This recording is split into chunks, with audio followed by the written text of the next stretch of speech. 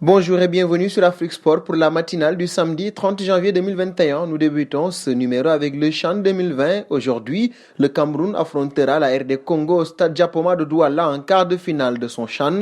Et malgré leur statut de pays hôte, les Lions indomptables A', qui ont disputé la phase de groupe à Yaoundé, pourraient être handicapés par les conditions climatiques qui règnent dans la capitale économique du pays où la RDC a l'avantage d'avoir joué 2 de ses 3 matchs en poule. Une chose est sûre, la chaleur sera bien présente en tribune puisque ce choc régional se jouera à guichet fermé. Seuls 25% de la capacité totale du stade a été autorisée à raison du Covid-19. Et nous passons au Maroc. Malgré la réforme sur les règles relatives au changement de nationalité sportive adoptée en septembre dernier, la FIFA avait dans un premier temps refusé la demande de l'ex-international espagnol Mounir El Haddadi qui souhaite changer de nationalité sportive pour défendre les couleurs du Maroc, et le tribunal arbitral du sport avait également recalé l'ailier du FC Séville, mais la FIFA a publié son premier commentaire sur le règlement régissant l'éligibilité pour jouer en équipe représentative. Celui-ci autorise de nouvelles exceptions pour rectifier certaines situations jugées d'une sévérité ou d'une rigueur excessive.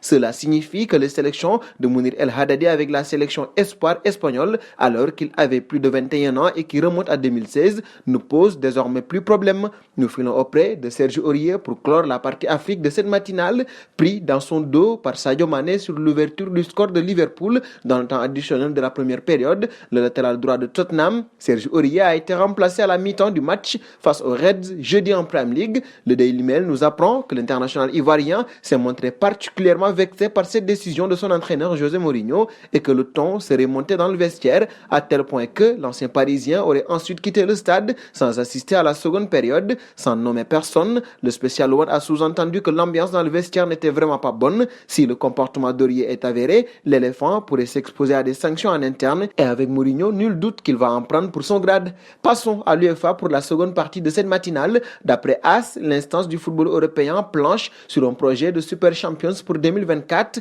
AS indique que cette compétition devrait se créer au détriment des coupes nationales. Ainsi, l'UEFA voudrait enlever 4 ou 5 tours dans les coupes nationales et réduire à 18 maximum le nombre d'équipes dans les championnats nationaux. Alexander Seferin, président de l'UEFA, travaillerait sur le projet aux côtés du Real de Madrid et de la Juventus de Turin, représentée par l'ECA, l'association européenne des clubs. Une nouvelle compétition de l'UEFA va donc voir le jour.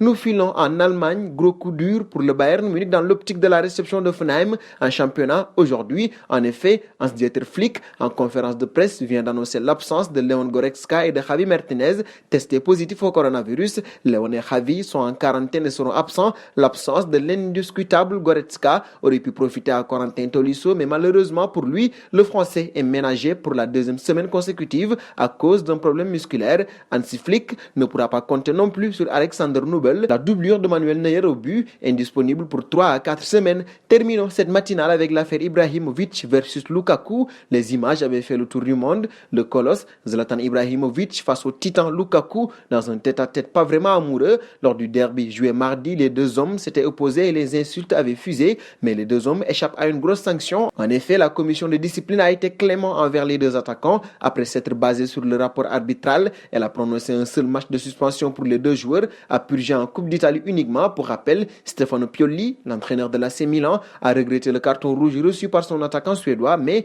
a confié que ce dernier s'en était excusé dans le vestiaire. Et nous arrivons au terme de ce journal que nous fermerons avec la question du jour. Que pensez-vous du comportement de Serge Aurier? Vos réponses seront attendues en commentaire. En attendant, n'hésitez pas à vous abonner sur Afrique Sport. C'est pour ne rien manquer du football continental et international.